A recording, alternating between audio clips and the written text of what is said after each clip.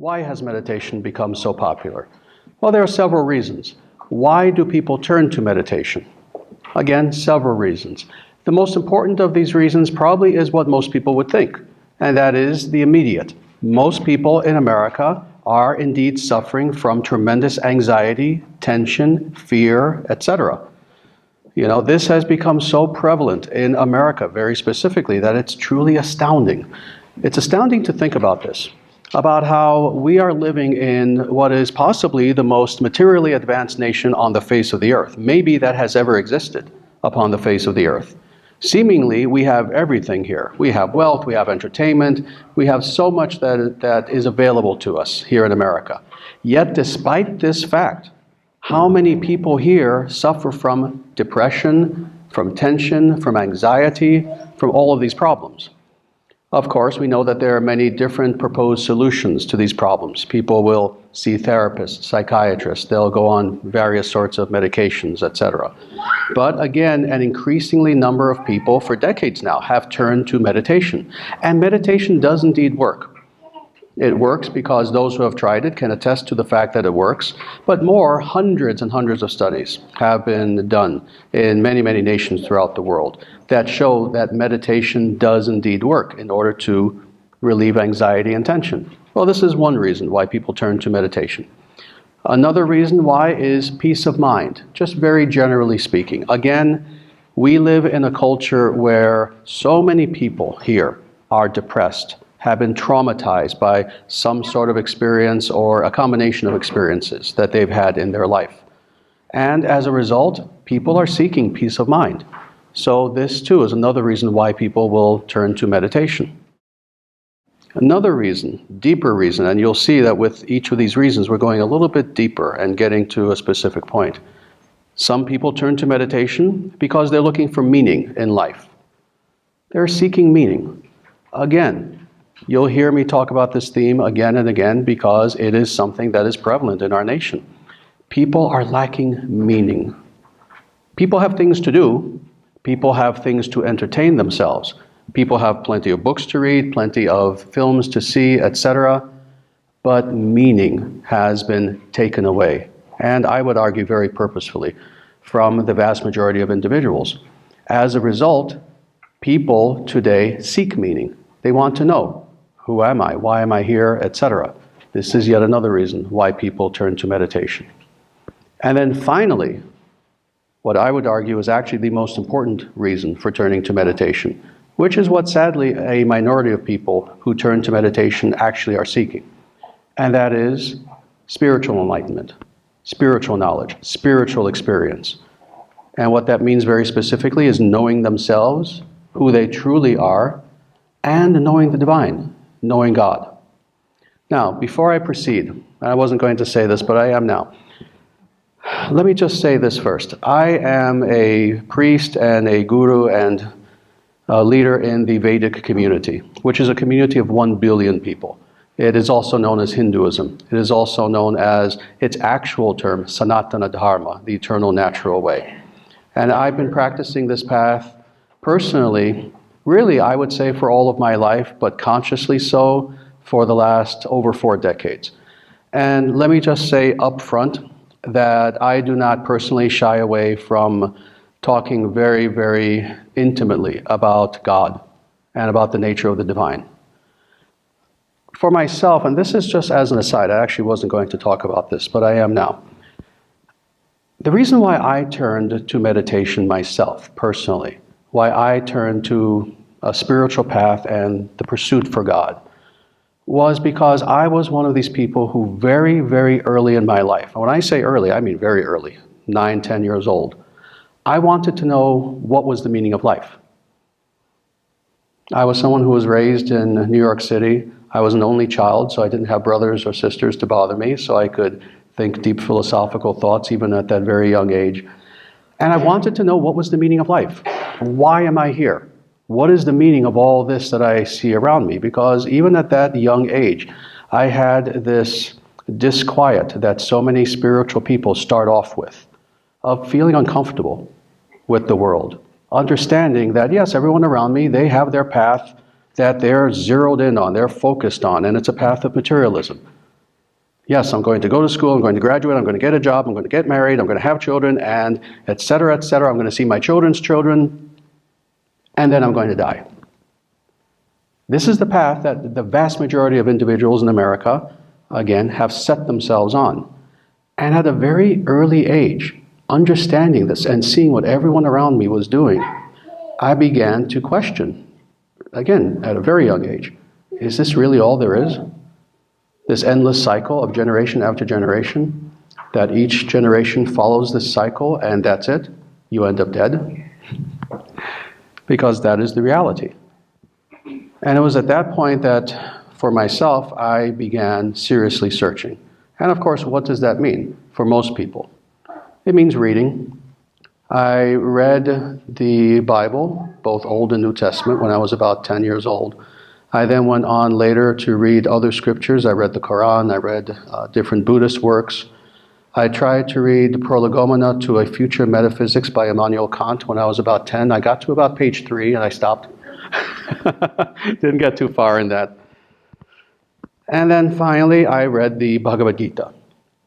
For those individuals who don't know, the Bhagavad Gita is the preeminent scripture of Hinduism. And this was the book that amazed me and changed my life. And for a very important reason. In my pursuit for the meaning of life, for some reason, I was a very intense young child. For some reason, I understood if I'm going to search for the meaning of life, I'm either going to find the actual meaning of life, and what that means is the highest truth. That truth which is unadulterated, that truth which is the source of all other good things. Or else I'm just wasting my time. I understood that. I understood I didn't want half an answer. I understood I didn't want an answer that just kind of felt good, but wasn't true. That just kind of gave me a temporary relief because it made me kind of feel better about myself, but again, it wasn't true. I understood even at that young age that if we claim that we are pursuing truth, then pursue that truth to its ultimate conclusion, or don't even start, because you're lying to yourself. So this is why today I have no difficulty talking about truth in terms of God and the divine, because I understood then I was searching for God. And I even had a definition at the age of about 10. What is God? Very simply, that which is the source of all, and which itself has no source. What in Sanskrit is called karana, karanam. I understood when I find that thing, that being, that person, who, when you find that, it is itself the source of an infinite number of auspicious attributes, and yet it itself has no source. I realized when I found that, I would have found everything. So, this is what started my personal search, and why I began personally to start meditation and yoga at a very early age. The first yoga class I attended was when I was about 12 years old, and it was with a somewhat famous person. Now he is. At the time that I started doing yoga with him, he wasn't. Dharma Mitra, who's known especially in the New York area. Again, very famous individual. I did yoga with him for a few months, and I went on to do yoga with another famous person, Swami Bua, and others. But this all comes down to this. Why do we do meditation? For the same reason that we search for meaning, for the same reason why we search for anything that is true. We do meditation in order to know ourselves and who we truly are, not the illusory aspect of ourselves, not what society tells us that we are, not what others tell us that we are, but who and what we truly are when all the facades are stripped away. That is eternal soul, eternal consciousness, and more, in addition to knowing our soul, we meditate so that we can know the soul of our soul, and that is our source, the divine. This is the highest reason for meditation. The goal of today's talk is to explore exactly what meditation is, in its most ancient sense, in its most authentic sense. Commercialism and New Age garbage stripped away. truly, what is meditation? As meditation is spoken about in the most ancient of scriptures, by the most ancient of yogis, by the most ancient of sages. So this is our goal. First, before we can do that, however, before we can talk about what meditation is, I want us to talk just a little bit about what meditation is not. Because one thing I've seen in teaching meditation and practicing for over 40 years is that there are more stereotypes about meditation than actual knowledge of what meditation is. So a few things. First of all, meditation is not an artificial imposition upon the mind. Let me explain what I mean by that. Meditation is the most natural thing that exists. Meditation is as natural as breathing. Meditation is as natural as being. There's nothing artificial that we're trying to do to ourselves with meditation. This is why, in order to do meditation, all you need is a self. Who here has a self? That's quite literally all you need. You need nothing else external. So it's not some sort of artificial imposition. The next thing, meditation is not an emptying of the mind alone. And it certainly is not a dangerous emptying of the mind. Let me explain what I mean by this, because in the past people understood more so what I meant when I said this. Let me just explain. Unfortunately, there are a lot of people who have this idea that what meditation is some sort of dangerous emptying of the mind where you just kind of sit there, try to be a complete blank, and that somehow this is some sort of dangerous process. This is not what meditation is. Meditation is a stilling of the mind. That is very true, but that's a via negativa, to use the Latin. This is simply stilling the mind in order to then go on to something positive, a via positiva, and that is to experience positively the divine. So to come to a place of simply nothingness, that's just the first step. If you stop there, you become nothingness, and that's not what we want. Our goal is, with meditation, to rid ourselves of that which is not, to rid ourselves of illusion, to rid ourselves of trauma, to rid ourselves of fear and anxiety and anger and all of these negative contents that are there presently within the mind. But then, having come to that state, to then positively discover again who we truly are and what is our source. All right? A few more things about what meditation is not. Meditation is not some sort of wishful thinking. In other words, it is not the case that meditation works because you believe that it's going to work. Meditation is a science, just like any other science. A science either is the case and it's replicable or it's not. The same thing with meditation. Meditation is actually quite scientific. And then finally, meditation is not a quick fix. Very important. Again, unfortunately, there are too many people who will try to portray meditation as some sort of panacea, where, oh yes, what is your problem? Oh, try this meditation that I'm going to sell you, and within X period of time, your problem will be solved. Give it a week. No, this is not what is the nature of meditation. Let me ask, how many people here are students? And seriously, raise your hand. Or have been students at one time in your life? There we go. Some people, I assume, you're working on your bachelor's degrees. Some people on master's degrees. Some people on PhDs. Some people, of course, we know have worked on MDs. Many of my students are MDs. I have a PhD. When you want to get an education, will you go from high school to, let's say, we'll make this easy, master's degree in a week and effortlessly? The answer is no. If something is worth having, then it's worth working for. We know this from everyday experience, even in this world, even with things that, honestly, are not really of that much importance, like getting a PhD. Again, I have a PhD. I don't consider it to be of much importance. To know God is important. To know ourselves is something that is truly of value. So, if we do indeed want to master meditation, if someone tells us, oh yes, everything else of value in life is difficult to attain, and you have to be focused, and you have to work toward it, and you have to have enthusiasm and truly want it. Oh, but knowing the source of all things? Oh, no problem. Give me a $59.95 and I'll sell you a mantra. And you can have that overnight.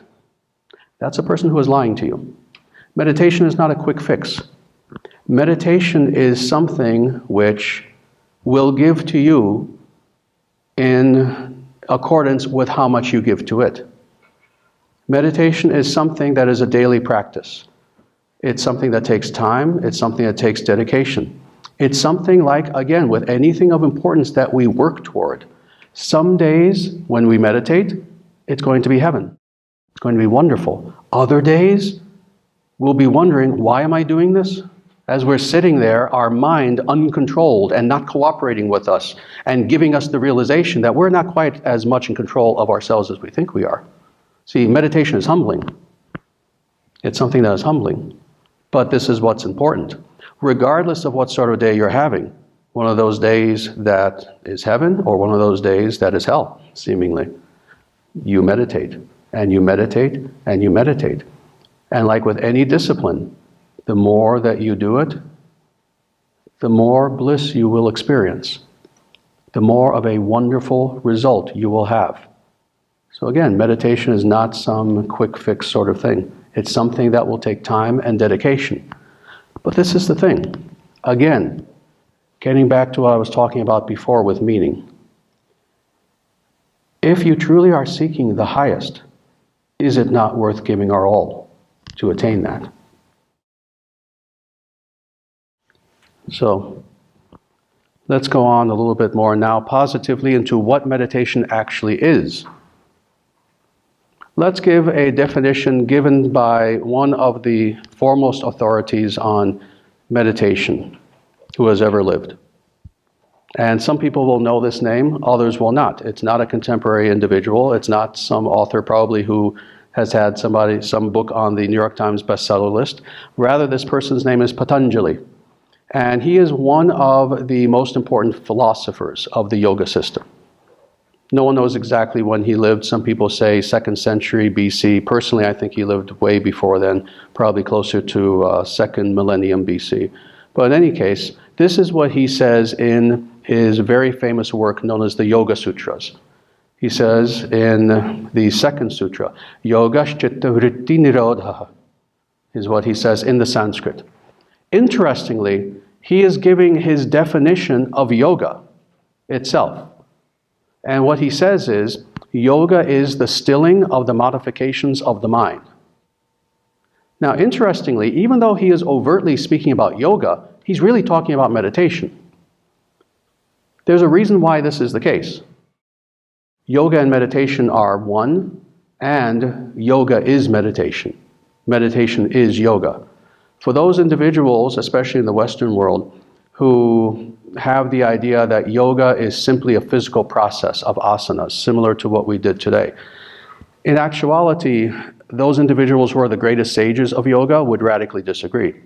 Yoga is actually meant to be done as meditation, including the physical asanas. So this is Patanjali's definition of yoga, but again, of meditation as well. What is this? It is the stilling of the modifications of the mind. Now, what exactly is meant by this? Well, first of all, we all have minds, correct? I would hope. We all have minds. One other thing that we all have in common, for those of us who have minds, is that we have seen that for the vast majority of us, our minds are uncontrolled. Our minds are going through constant modifications. For most of us, especially in 2018, it's unfortunate that we rarely even have a chance to experience just how uncontrolled our mind is because our mind is not given a rest. We're constantly on our phones, we're constantly on the internet, we're constantly bombarded by entertainment, etc., to the point where we don't even have a chance to even realize just how uncontrolled our minds are. This is why for most individuals, the very first time that they even try meditation might be one of the first times in their life when they have this humbling experience. Again, for those who have not done meditation before, this would be my challenge, to see just how uncontrolled our minds are. Sit in a very quiet room, close your eyes, and focus only on breath for 10 minutes. And you will see how difficult it is. What you'll see is different thoughts, images, ideas, concerns, emotions will come creeping upon you very quickly. And you'll try your best to chase them away, and they'll come back. And you'll be sitting there and thinking, oh, this is great. Yes, I guess I've been meditating. And then realize, no, actually, I've been thinking about my taxes for the last minute. What? And this is the nature of mind, is that it's something that, even though it should be serving us, even though it's something where it's our mind, it's my mind, I should be able to do anything I want with it, just like any other tool. I can control my body, correct? Arm up, arm down. And yet our very own mind we cannot control, or at least we have little control over it. So when Patanjali says this, yoga chittavritti nirodha, when he says that what yoga or meditation is the stilling of the modifications of the mind, this is what he's talking about. One of the primary purposes of meditation is indeed to bring about a type of mental peace. And the way that we bring this about is by stillness of the mind. All right, very good. Let's go on a little bit deeper into what is the actual purpose of meditation.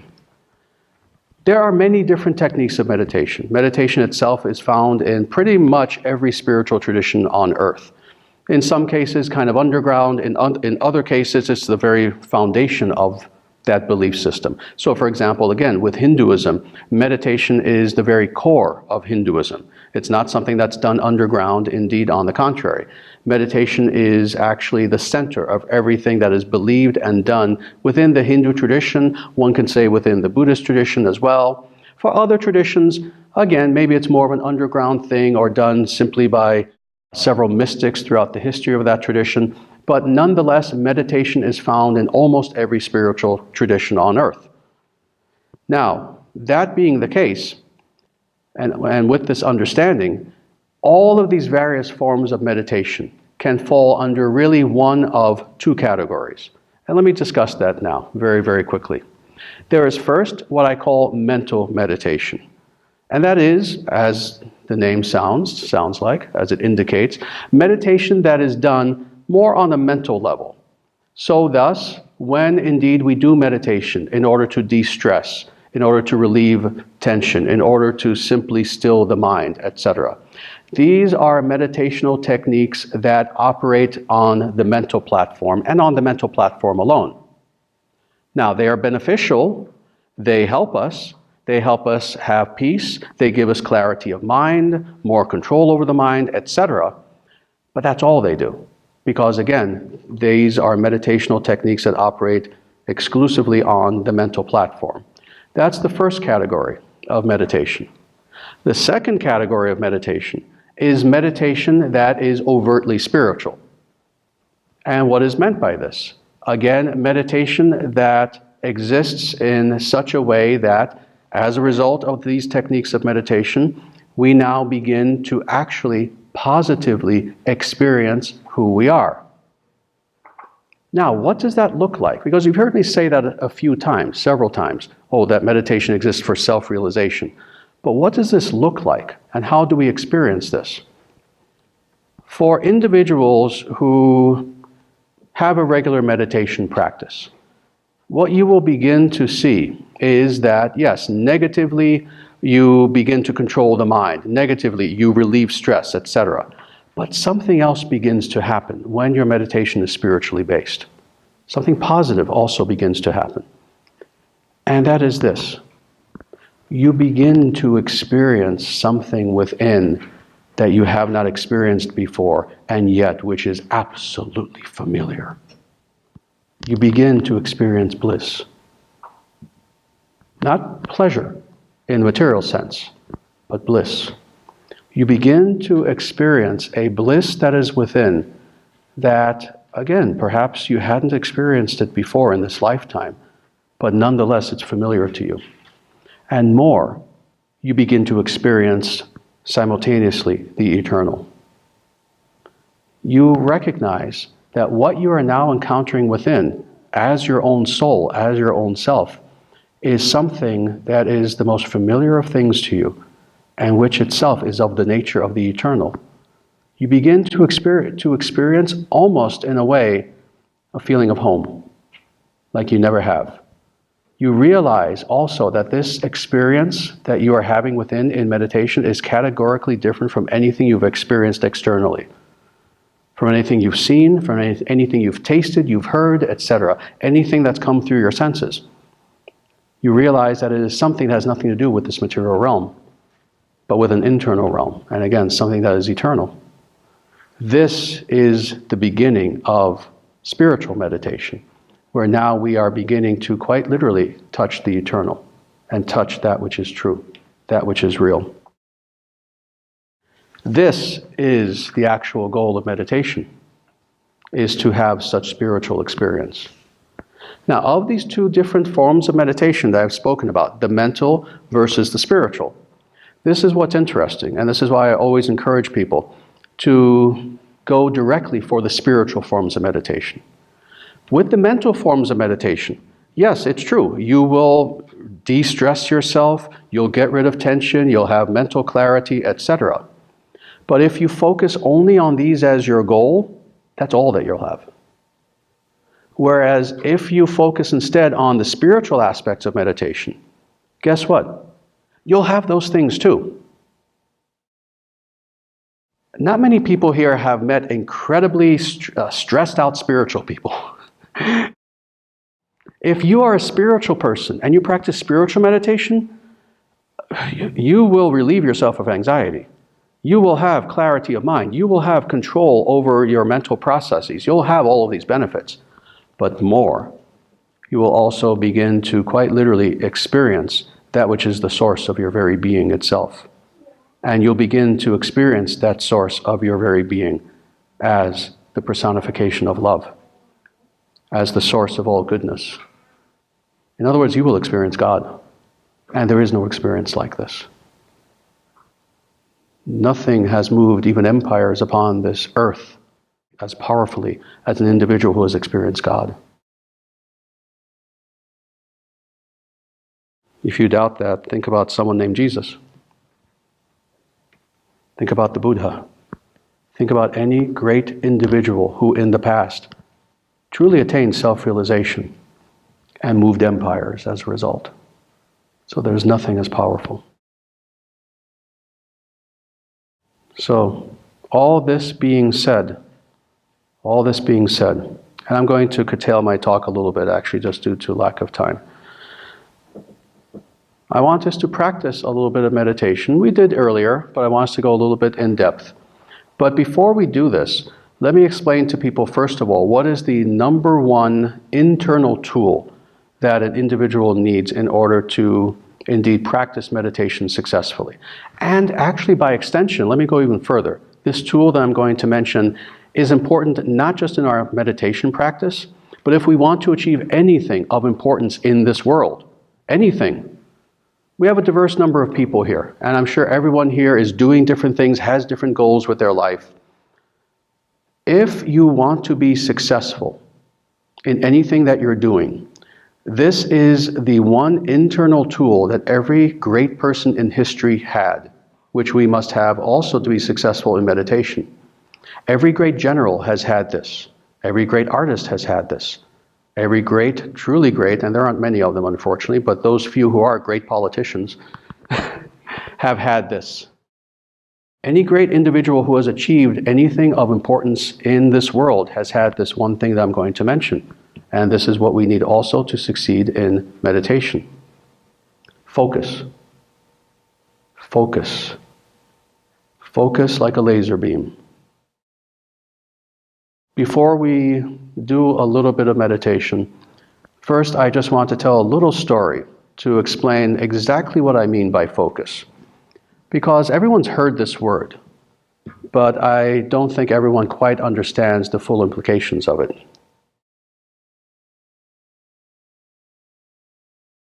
This is a true story. This story occurred approximately 5,200 years ago in what is now the nation state of India, but back then was known as Bharata. And this is indeed a true story. There were several princes in the royal family, who they were quite young, they were teenagers. And they were being trained in archery. They were being trained in martial arts, actually, by their great guru, their great martial arts guru. His name was Dharma Acharya. And as he has been training these people, these young students, for many, many months, in some cases for years, he decides to set up an experiment, a little test for them. And what he does is he takes a clay pigeon, not a real pigeon, it's just made out of clay, and he puts it on top of a tree pretty far away, like maybe 50 yards, 100 yards, something like that. And he calls all the princes to him. And he says, all right, I have a test for everyone here. Do you see that clay pigeon in the tree way over there? Okay, I've been training you in archery. I want you all to hit it with your bow, with your arrow. All right? And all the princes look at each other and look at him, and they're all thinking, yeah, no problem, sure. Yeah, we've been training for a long time. We can do that. But of course, they're just thinking this in their minds. Well, he calls the first of these princes, the person who is destined to be the king of Bharat, Yudhishthira. And he calls him and he says, Yudhishthira, come, prepare yourself. And Yudhishthira comes, he gets down on one knee, he has his bow, he takes his arrow, and he prepares, and the guru says, stop. And Yudhishthira is a little bit confused, but he freezes. He doesn't let go of the arrow. And his guru, Drona, asks him, Yudhishthira, what do you see? And Yudhishthira, this young boy, says, I see the clay pigeon, Guruji. Huh, all right. What else do you see? Well, I see the tree. I see the leaves on the tree. I see, stop, go back. And Yudhishthira is very confused, but he is very dutiful to his guru, so he just gets up and he sits back down. So the guru calls another one of these princes, and same thing, get prepared to shoot. And he gets down on one knee and he's ready to shoot. And the guru says, stop. What do you see? And this second prince is very confused. I see the clay pigeon. What else? Oh, I see the clouds behind the pigeon. I see you in the corner of my eye. I see... Stop. Go back. Well, at this point, of course, all the boys, except for one, are confused. Then finally, the guru calls Arjuna. And he says the same thing. Get prepared to shoot. And Arjuna gets down on one knee. He takes his arrow, sets it to his bow, and he's ready to shoot. And the guru says, stop. Arjuna, what do you see? And without hesitating, Arjuna says, I see the clay pigeon, Guruji. What else do you see? Nothing. I see only the clay pigeon. And the guru asks, do you see the entire clay pigeon? No, Guruji. I see only an eye. And the guru says, shoot. That's focus. That's focus. And who was this Arjuna? He was destined to become the greatest warrior that the earth had ever known. This is focus. If we can develop focus of this sort and of this magnitude, we can accomplish anything. Anything that our heart desires. If, on top of this, we can take such focus and focus it on meditation specifically, we can master ourselves, which is even more important.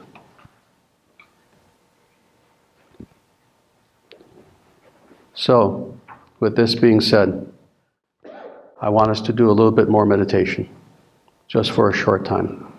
And let me tell people what we're going to do, very simply. Like before, we're going to first start with breath concentration, but this time for just 1 minute. After that, we're going to do what's called mantra meditation. For a few minutes, maybe 3, 4, 5 minutes, we're going to recite a very simple mantra. And Professor Nayak knows what this mantra is.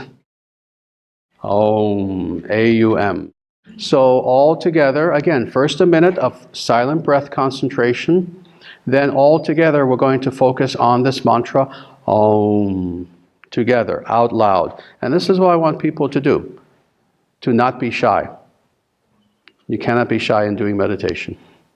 We're all going to say the mantra in a very peaceful way, focusing on the sound vibration. And as I was saying about focus, we are focusing on the sound vibration. We're focusing on nothing else that comes into our minds, no other external distractions of any sort whatsoever. In fact, our focus should be so strong upon the vibration to the point where if we're even thinking to ourselves, oh, I'm focusing on the sound vibration, you're not focusing on the sound vibration. Quite literally, have there be nothing in your mind and in your experience but the vibration of Om and nothing else. We'll do that for a few minutes, and then again, we'll have silent breath concentration after for about another minute. And then I'll signal when the meditation is over. All right, so let us begin first by, again, like before, sitting comfortably, eyes closed, focusing, there's that word, focusing all of our awareness on breath and nothing but breath. And when I begin to say Om, you all please say it with me. And let's begin.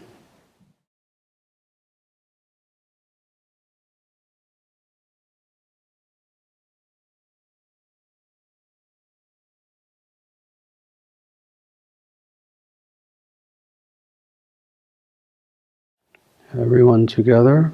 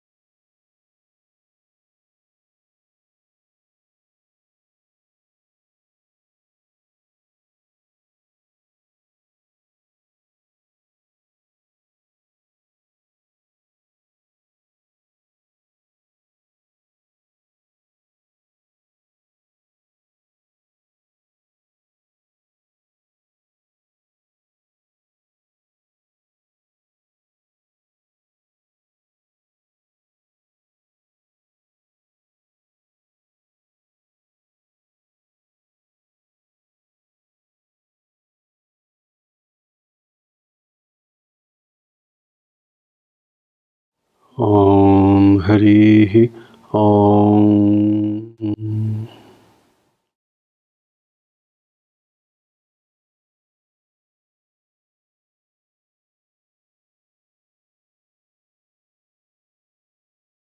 Slowly bringing yourselves back to a more external awareness.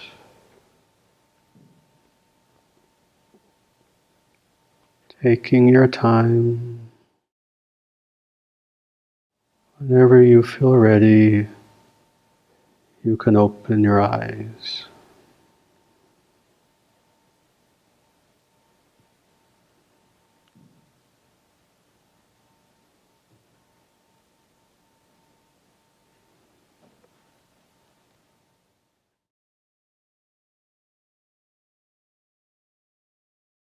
Very good.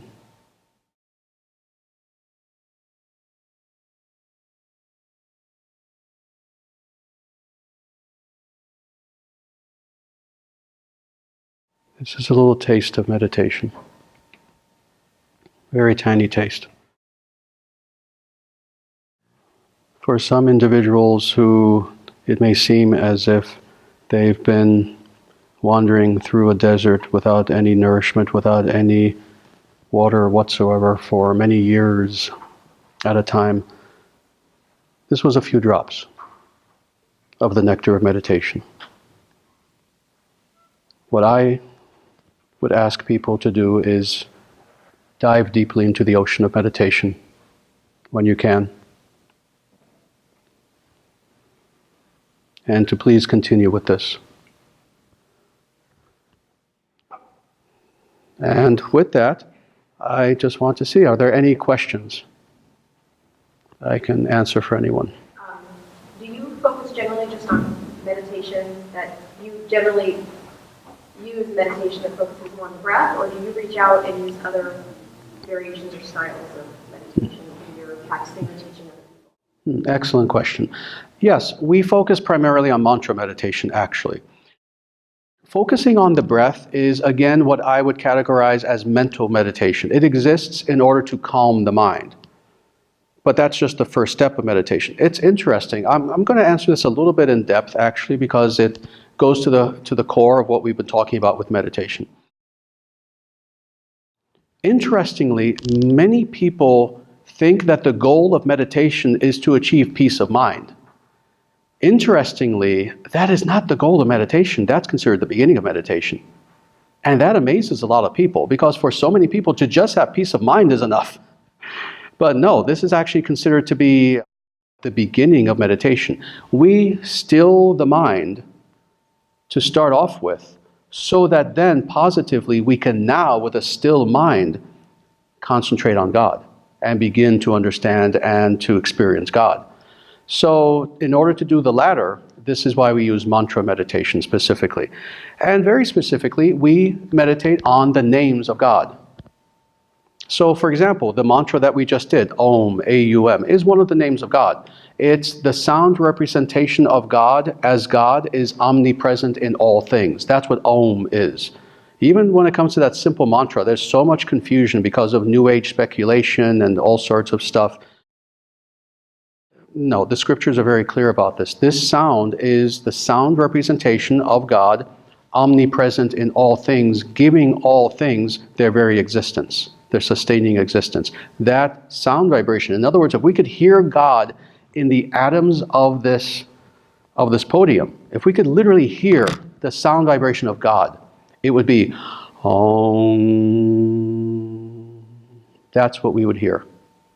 So we focus on mantra meditation, on meditating on quite literally the divine names of God.